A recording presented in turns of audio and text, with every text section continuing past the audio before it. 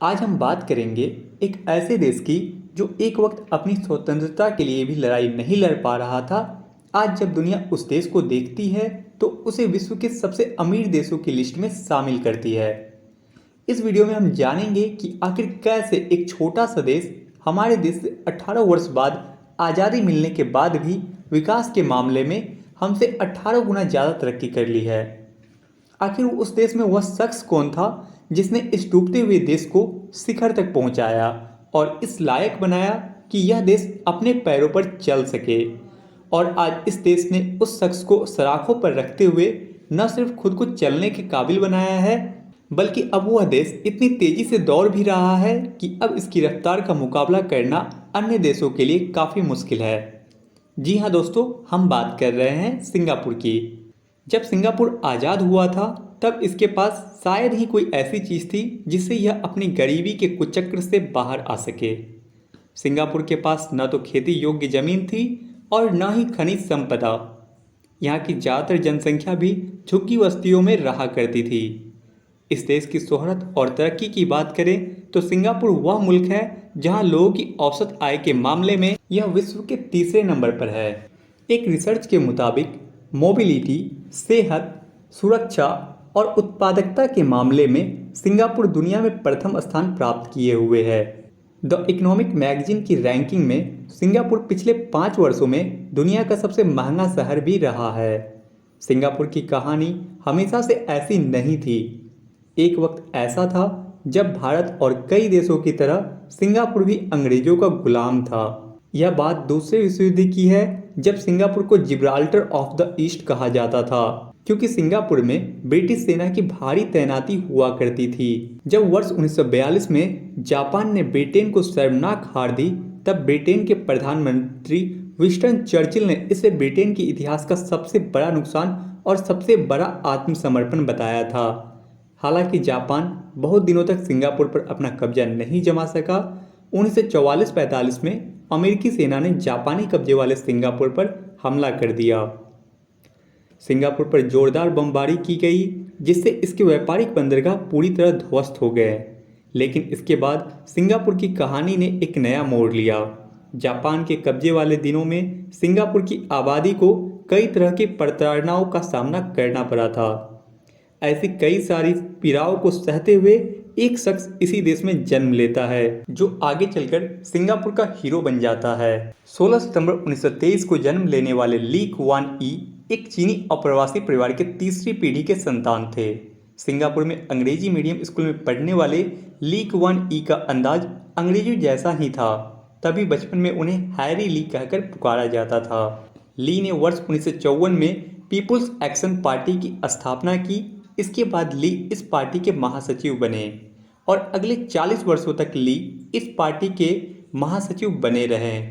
वर्ष 1959 के चुनाव में ली की पार्टी ने बहुमत हासिल किया और इसके कुछ वर्ष बाद सिंगापुर को आज़ादी मिल गई। सिंगापुर पूरी तरह अंग्रेजी शासन से मुक्त होकर एक आज़ाद देश बना। यह देश जब आज़ाद हुआ था तो इस देश की ज़्यादातर आबादी झुग्गी बस्तियों में रहती थी, लेकिन ली ने सिंगापुर के लिए जो किया वह काबिले तारीफ है और उनके इस काम की वजह से ही सिंगापुर आज झुग्गी बस्तियों से पूरी तरह मुक्त हो चुका है। दोस्तों, आज़ाद सिंगापुर के पास ना ही कोई बिजनेस था और ना ही उनके पास ऐसा कोई संसाधन था जिससे उनका मुल्क तरक्की की राह पर बढ़ सके। इसी बात को ध्यान में रखते हुए सिंगापुर का विलय मलेशिया के साथ किया गया, लेकिन राजनीतिक एवं सांस्कृतिक टकराव के कारण यह एकता नहीं बन सकी। टकराव लगातार बढ़ता ही गया। जब सिंगापुर को लगने लगा यह टकराव विध्वंसक रूप ले लेगा, तब सिंगापुर ने वर्ष 1965 में इस विलय से बाहर आने की घोषणा कर दी और अपनी तरक्की के लिए नई कोशिशें शुरू कर दी। दोस्तों, आपको बता दें कि 1965 में सिंगापुर की प्रति व्यक्ति आय $516 थी और करीब आधी जनसंख्या को शिक्षा नसीब नहीं हो पाई थी। और इसके बावजूद भी 1960 से 1980 तक सिंगापुर के जीडीपी में 15 गुना बढ़ोतरी देखी गई। सिंगापुर के पूर्व प्रधानमंत्री ली कुआन यह मानते थे कि इजराइल की तरह सिंगापुर भी छलांग लगाकर आसपास के अन्य देशों को पीछे छोड़ दे। ली ने इसके लिए सिंगापुर में कई बहुराष्ट्रीय कंपनी के आगमन का न्योता दिया। यह ली का सुपर मास्टर प्लान ही था जिसने सिंगापुर की किस्मत ही चमका दी। सिंगापुर के पूर्व प्रधानमंत्री ली ने अपने देश की इमेज बहुराष्ट्रीय कंपनी के सामने इस तरह प्रोजेक्ट की कि सिंगापुर पूरी दुनिया के लिए एक सुरक्षित व सभ्य देश है, जिसके कारण बहुराष्ट्रीय कंपनी ने सिंगापुर को वर्किंग हब बनाया। हालांकि झुग्गी बस्तियों से चमचमाता सिंगापुर का सफर आसान नहीं रहा। इसके लिए इस देश के नागरिकों ने काफी कठोर कानूनों का सामना भी किया। सिंगापुर की आबादी महज 58 लाख है और इस देश का क्षेत्रफल मात्र 700 किलोमीटर है। यहाँ का क्षेत्रफल काफी कम होने के कारण यहाँ की पॉपुलेशन डेंसिटी भी काफी अधिक है। सिंगापुर की सरकार ने वहाँ की आबादी को नियंत्रण में लाने के लिए 2 से ज्यादा बच्चे पैदा करने वाले दंपत्ति पर कर लगाना शुरू कर दिया। सिंगापुर के क्षेत्रफल के हिसाब से सिंगापुर की जनसंख्या घनत्व बहुत ही ज़्यादा है। अगर वहाँ की सरकार ऐसे कड़े कदम नहीं उठाती तो सिंगापुर शायद इतनी तरक्की नहीं कर पाता। जनसंख्या बढ़ने पर वहाँ संसाधनों की भारी कमी हो जाती, जो तरक्की की राह पर बढ़ रहे सिंगापुर को पतन की ओर ले जाती। भ्रष्टाचार की समस्या खत्म करने के लिए सिंगापुर में कई कठोर नियम बनाए गए, जिसके कारण इस देश में भ्रष्टाचार में काफ़ी कमी देखी गई। आज स्थिति यह है कि सिंगापुर आज सबसे कम भ्रष्टाचार वाले देशों की सूची में शामिल है। सिंगापुर में शानदार सड़कें और हाईवे निर्माण पर जोर दिया गया, जिससे आधारभूत ढांचे का विकास किया जा सके। पूर्व प्रधानमंत्री ली ने मानव संसाधन के विकास के लिए शिक्षा पर खूब पैसा खर्च किया।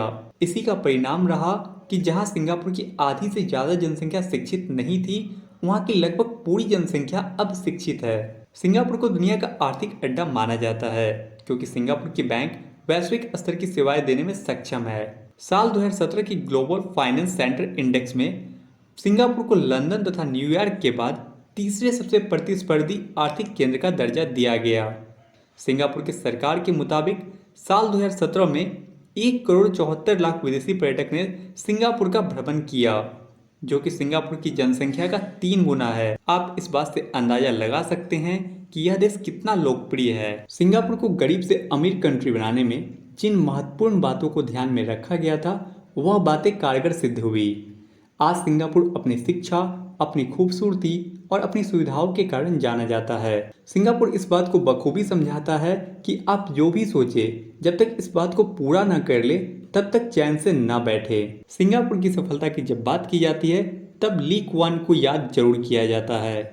ली ने एक बार कहा था, मैंने अपना पूरा जीवन दिया और मुझे एक सफल सिंगापुर मिला। तो दोस्तों, सिंगापुर के बारे में आपको सबसे ज़्यादा खूबसूरत क्या लगता है, हमें कमेंट सेक्शन में ज़रूर बताइए।